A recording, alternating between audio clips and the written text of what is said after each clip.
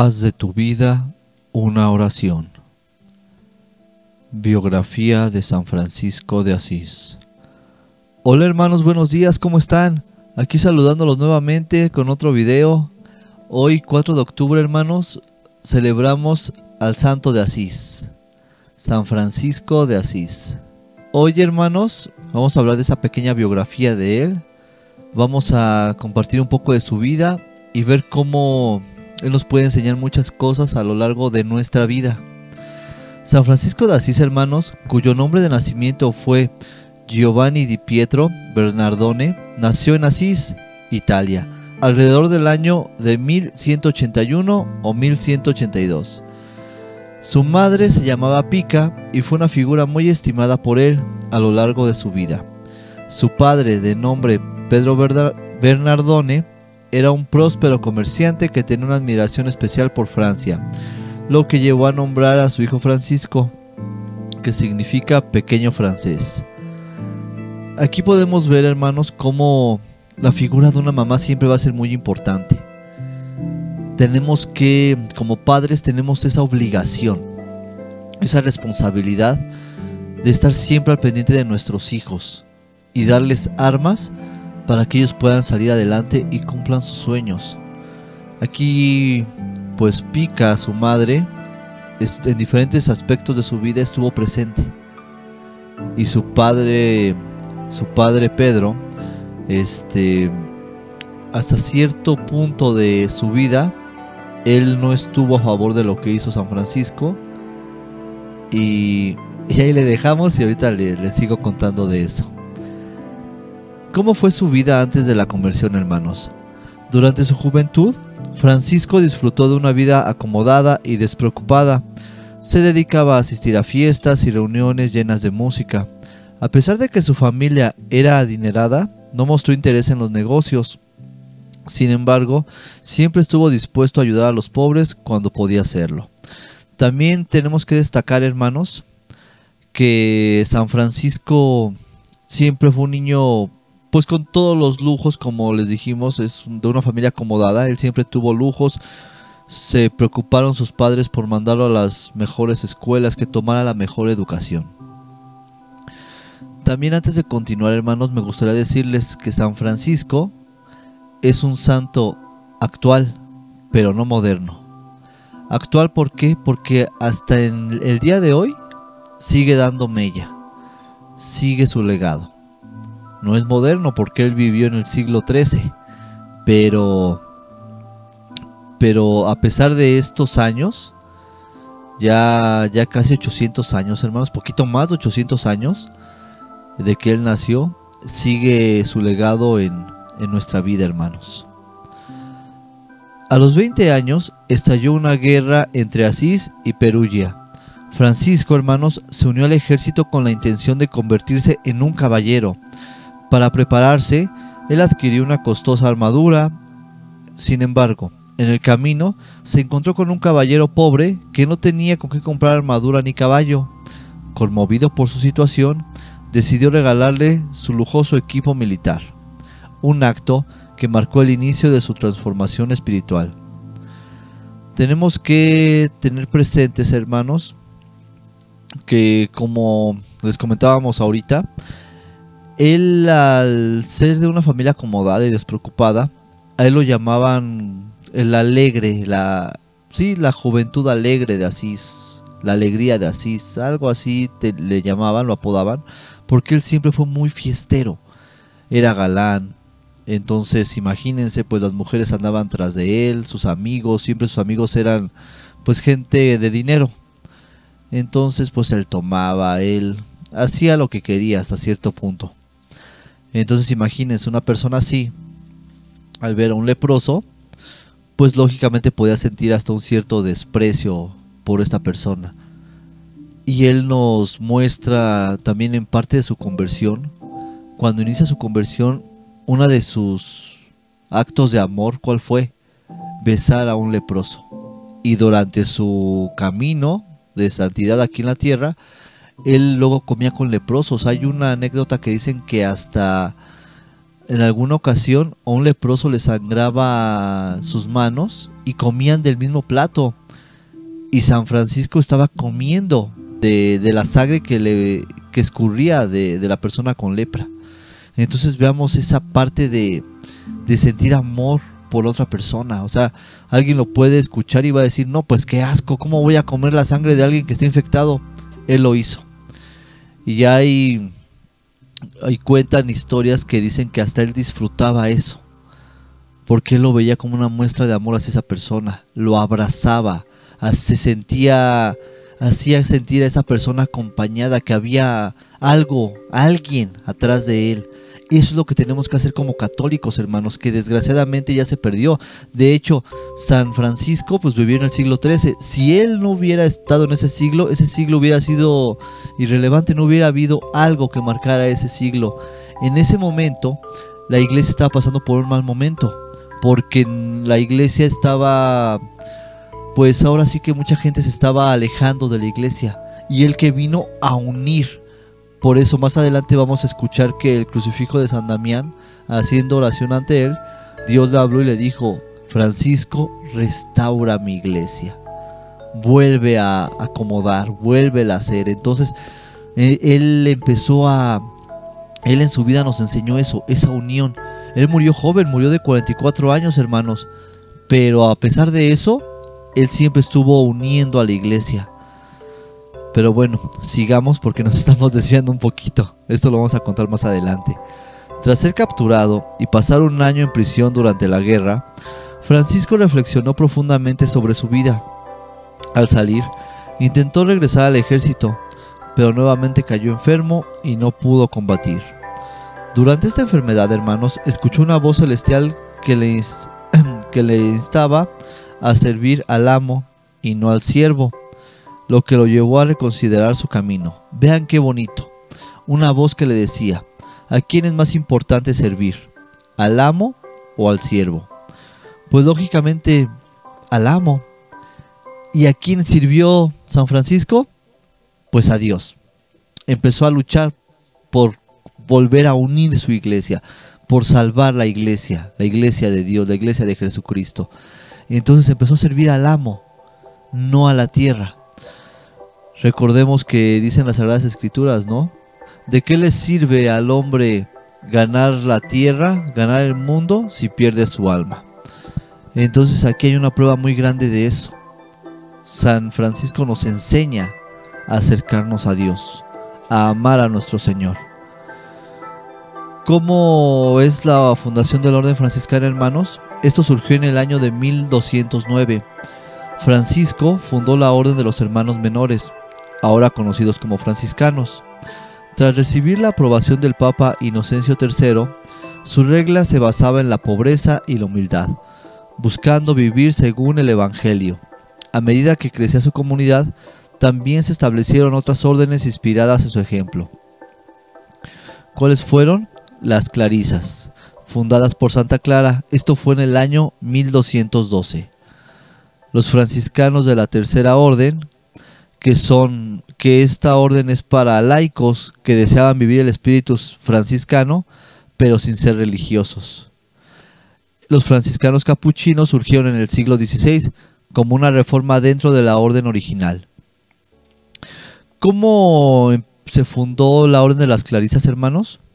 La fundación de las Clarisas se produjo en el año 1212, como ya lo comentamos, cuando Santa Clara, una joven noble de Asís, se sintió inspirada por el estilo de vida, de pobreza y oración que promovía Francisco. Clara, hermanos, huyó de su casa la noche después del Domingo de Ramos y se dirigió a la Porcíncula, donde Francisco le cortó el cabello como símbolo de su renuncia al mundo. Ella, con otras jóvenes, establecieron el monasterio en San Damián, donde vivieron bajo una estricta regla de pobreza. Francisco escribió una norma de vida para las hermanas y obtuvo del Papa Inocencio III la confirmación. Esto fue en el año 1215.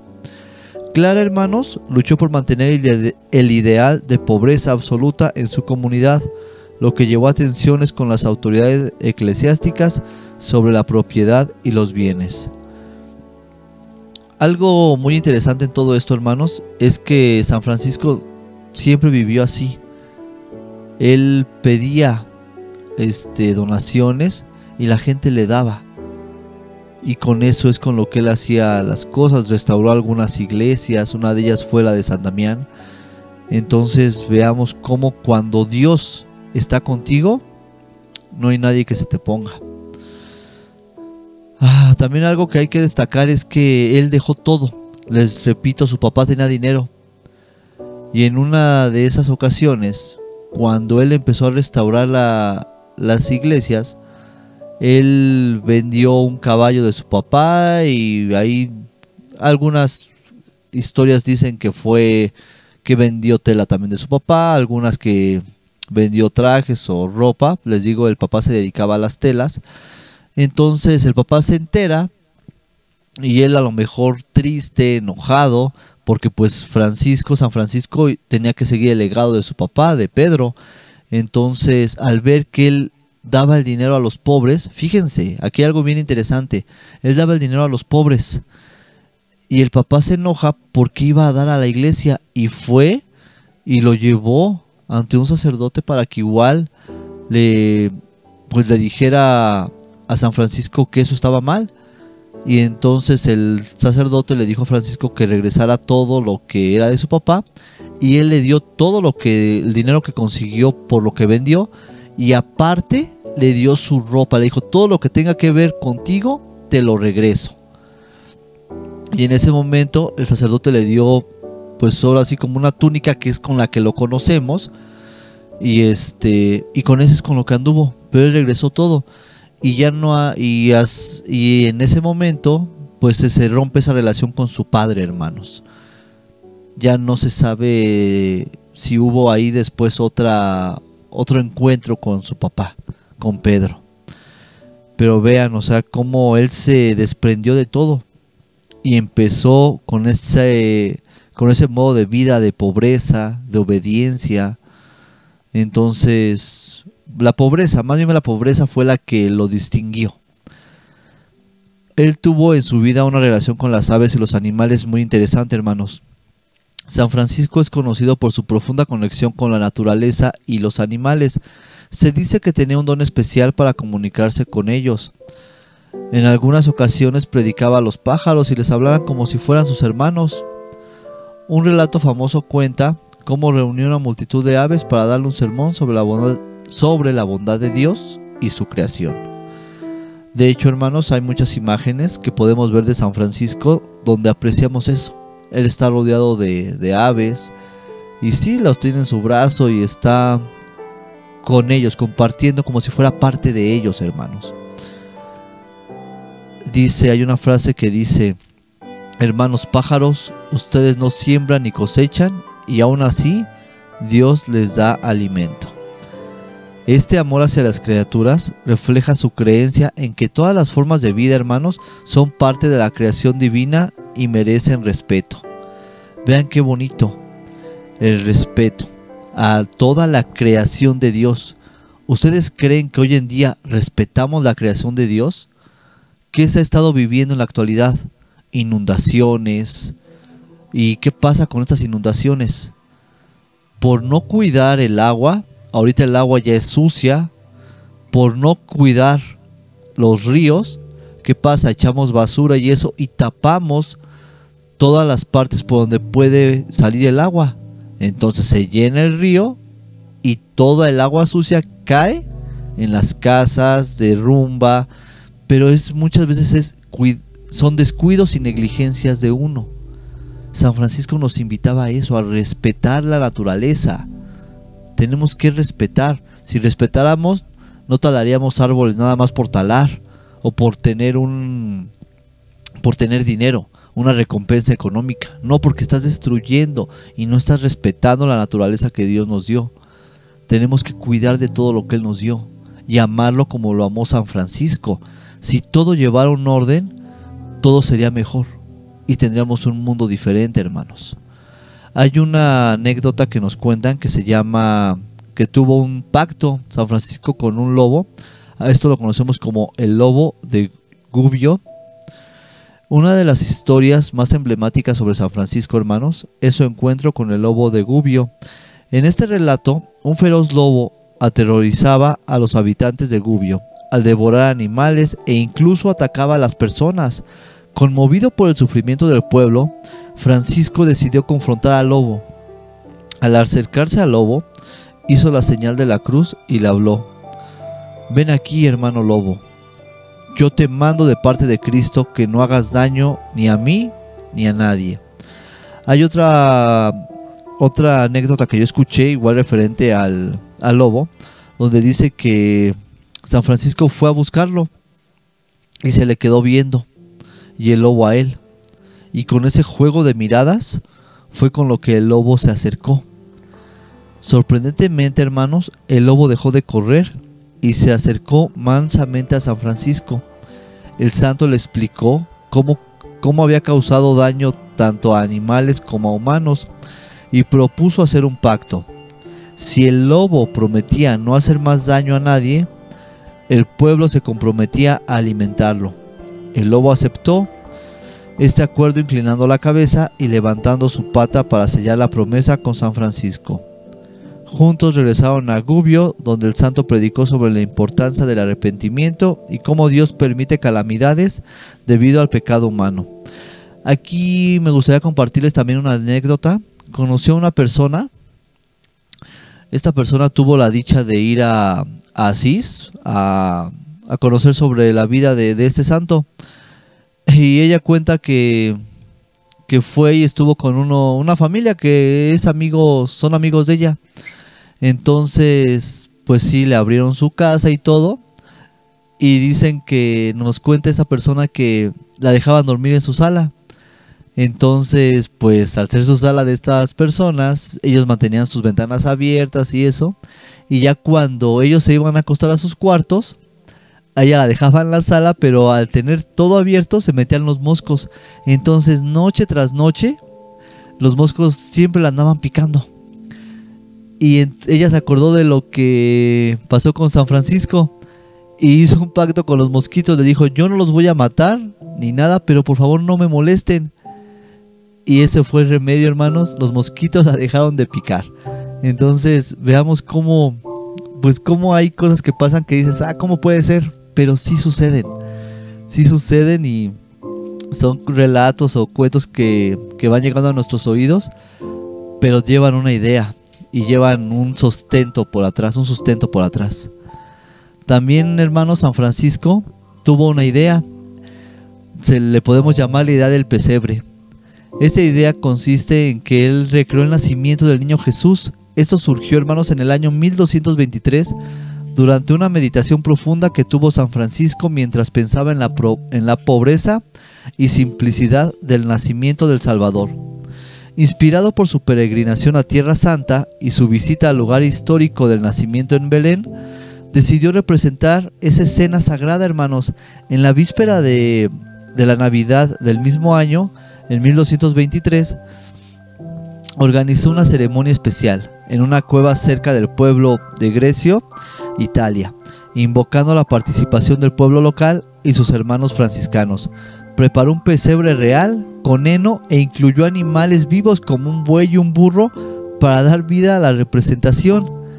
Se prepara el pesebre, allí la simplicidad recibe honor. Vean qué bonito.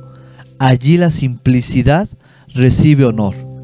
Ahí, en algo así, nació nuestro Señor Jesucristo. Él quería sentir, yo creo, cómo fue ese momento donde pues nuestra Madre Santísima dio a luz entre un toro, entre animalitos y vivos. O sea, andaban por ahí caminando, alguno echado, pero Él quiso revivir eso, hermanos. Y pues de ahí hasta la actualidad seguimos poniendo el nacimiento en Navidad. Este acto no solo buscaba recordar el humilde nacimiento de Cristo, sino también combatir el materialismo prevalente en esa época. Él, hermanos, también tuvo prácticas como el ayuno y ceniza. Aquí nos cuenta, hermanos, que San Francisco era conocido por sus rigurosas prácticas ascéticas. Ayunaba frecuentemente como forma de penitencia y dedicación espiritual. Pasaba largos periodos sin comer adecuadamente o limitando severamente sus alimentos. En ocasiones específicas, como Cuaresma o días importantes para él, se retiraba para ayunar intensamente. Una práctica notable era añadir ceniza a sus alimentos para hacerlos menos apetitosos. Esto simboliza su deseo de renunciar al placer físico y enfocarse más en lo espiritual. Comía alimentos condimentados con ceniza para recordar mi fragilidad. Veamos, hermanos, cómo San Francisco, como contamos al inicio de esta biografía, él tenía dinero, andaba en fiestas, entonces podía comer platillos sustanciosos, deliciosos, tomaba vino, lo que él quería. Entonces, al entregarse a Dios, invirtió los papeles y dijo: ahora voy a hacer menos apetitoso el alimento. Tengo que comer, pero lo voy a entregar. Algo bien importante que tenemos que aprender de todos los santos, hermanos, o de la mayoría de ellos, es que ellos siempre entregaban su dolor, su sufrimiento, para la construcción del reino de Dios. Edificaban su alma y eran pequeñas pruebas que daban para convertir este mundo en el reino de Dios. Por las ánimas del purgatorio, por algún enfermo, no lo sé, hay infinidad de santos en la iglesia. Por eso les digo la importancia de tomarlos como modelos. Y veamos eso, ellos siempre ofrecían su dolor, siempre entregaban ese dolor por el amor de Dios hacia la humanidad. ¿Cómo fue el tránsito de nuestro hermano San Francisco? Esto ocurrió entre la noche del 3 y 4 de octubre del año 1226 en el convento de San Damián. En sus últimos momentos, hermanos, rodeado por sus hermanos franciscanos, pronunció palabras profundas que reflejan su aceptación hacia la muerte. Bienvenida sea la hermana muerte, será para mí la puerta de la vida. Vean qué bonito, él no adora a la muerte. Él está hablando de esta muerte carnal, de este cuerpo que tenemos aquí, para pasar a la vida espiritual, a la vida eterna, hermanos. A medida que se acercaba a su final, pidió cantar alabanzas a Dios hasta que finalmente exhaló su último suspiro mientras recitaban el Salmo 142. Su tránsito es recordado cada año con celebraciones especiales que incluyen lecturas sobre sus últimos momentos y rituales simbólicos como el rito del lucernario. Francisco, hermanos, dedicó su vida a restaurar iglesias en ruinas y predicar el amor hacia los pobres y la naturaleza. En el año 1219 viajó a Tierra Santa con el objetivo de evangelizar al sultán musulmán. Su devoción hacia la Virgen María fue notable. Tenía una especial inclinación por lugares marianos como la iglesia de Santa María de los Ángeles, la Porcíncula, donde pasó gran parte de su vida. Su amor por la creación se manifestó profundamente hacia el final de su vida. En el año 1225 compuso el famoso Cántico de las Criaturas, también conocido como Cántico del Sol, donde celebra a Dios a través de elementos naturales como el sol, la luna y las estrellas. Altísimo, omnipotente, bueno Señor, tuyas son las alabanzas, la gloria y el honor, y todas bendiciones. Este cántico, hermanos, refleja su profunda conexión con la naturaleza y su creencia en que toda la creación es un reflejo del amor divino. Veamos qué bonito. Toda la creación es un reflejo del amor divino. Les repito, el crucifijo de San Damián le habló a Francisco y él le dijo: restaura mi iglesia. Veamos eso, quedémonos con eso, restaurar la iglesia. ¿Cómo podemos nosotros ser buenos cristianos? Restaurando nuestro alrededor, nuestra familia. Si tienes tu esposa o tu esposo y tienes problemas, restaura. La iglesia te ayuda. Tiene muchas formas para restaurar. No busques un amante, no busques un amigo. No trates de que un amigo te solucione tus problemas, porque ellos nada más tú vas y les cuentas y te van a decir lo que ellos creen. La iglesia tiene retiros para matrimonios o antes de casarse retiros para novios, que es bueno tomarlos y ponerlos en práctica. No nada más es aprender, pero ver cómo podemos restaurar nuestra relación con nuestros hijos, con nuestros padres, en nuestro trabajo, con nuestros compañeros, si hemos difamado, si hemos maltratado, si hemos mentido. ¿Para qué? ¿Para qué hacer eso? Dios dijo, Jesús dijo, yo soy el camino, la verdad y la vida. Busquemos ese camino que nos va a dar vida, ese camino que nos va a llevar más cerca de nuestro Señor. Cuando San Francisco fue a hablar con el sultán de Egipto, pues él le dijo unas palabras muy importantes. Le dijo: si todos los cristianos fueran como tú, yo creería en Dios, en tu Dios. Al final de cuentas, la idea de San Francisco era convertir al sultán y no lo logró. ¿Pero qué fue lo que logró? Que el sultán les dejara pasar a Tierra Santa.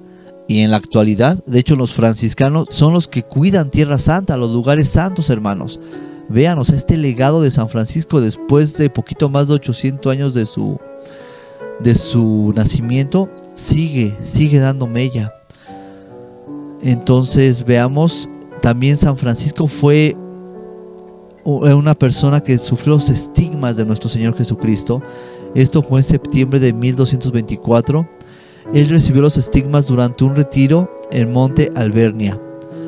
A pesar de sus problemas de salud y todo, él siguió predicando hasta su muerte, que fue el 3 de octubre de 1226.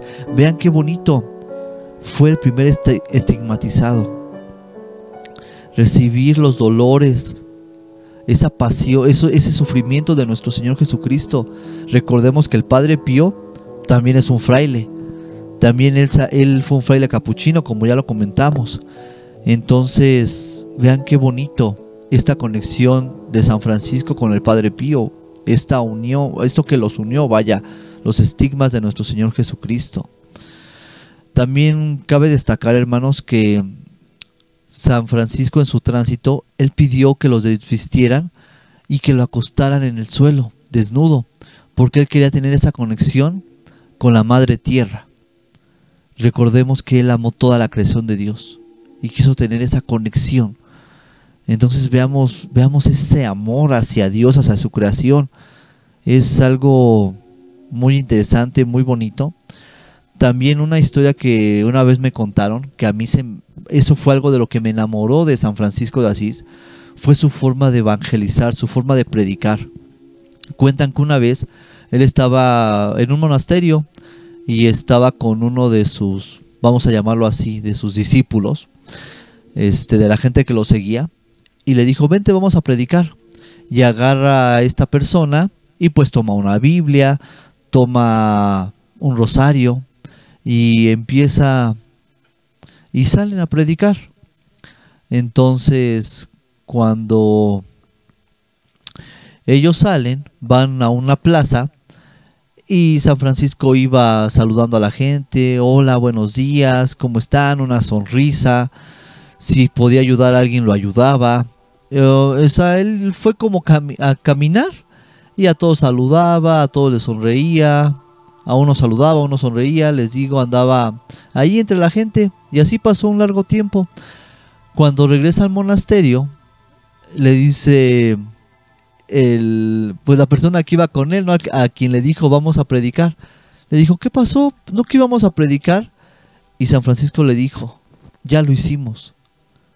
No sabe si a la persona que le sonreímos le hacía falta una sonrisa, si a la persona que saludamos le cambiamos el momento porque a lo mejor iba preocupado, y al escuchar ese buenos días cambiaste algo en su vida. A la persona que le ayudamos a cargar su canasta, o que le levantamos la fruta porque se le cayó, o sea, iba haciendo detallito, iba teniendo detalles con las personas.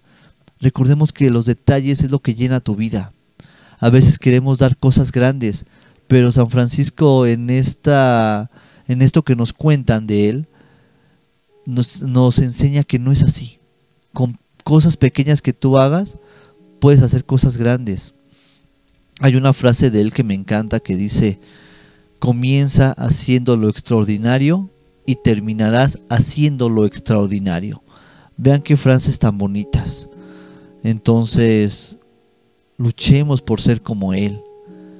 Que ahora en este año 2024 podamos volver a ser parte de esa congregación y luchar para convertir de este mundo un mundo mejor. Poder ser parte de ese construye mi iglesia, restaura mi iglesia. San Francisco nos deja una enseñanza muy grande en nuestra vida. Él, hermanos, fue canonizado por el Papa Gregorio IX el día 15 de julio del año 1228. San Francisco, hermanos, nos deja un legado. Él es recordado por su profundo amor hacia la creación y su compromiso con la pobreza evangélica. El legado de San Francisco, hermanos, es recordado por su profundo amor hacia la creación y su compromiso con la pobreza. Su vida ha sido inspiración para millones de personas y sigue siendo un símbolo de paz y humildad. En el mundo contemporáneo, hermanos, la influencia del movimiento franciscano ha perdurado a lo largo del tiempo, dando lugar a numerosas órdenes religiosas que continúan su legado en todo el mundo. La frase de nuestros hermanos franciscanos, ¿cuál es, hermanos? Paz y bien. Paz y bien. La palabra de nuestro Señor Jesucristo. La paz sea con ustedes. Paz y bien. Que tengas paz y que tu vida te vaya bien. ¿Y cómo nos va a ir bien? Siempre estando pegados a nuestro Señor Jesucristo. Hermanos, si les gustó este video, comenten, compartan, ayúdenos a difundirlo, suscríbanse a su canal, su canal, regálenos un like, y si quieren conocer algo más a detalle de algún otro santo, alguna vida, déjenlo en los comentarios. Si quieren que hagamos una oración por ustedes, también pueden ponerlo ahí, y en la brevedad vamos a orar por ustedes, hermanos. Y recuerden, la escalera al cielo no es una escalera eléctrica. Bendiciones, hasta la próxima.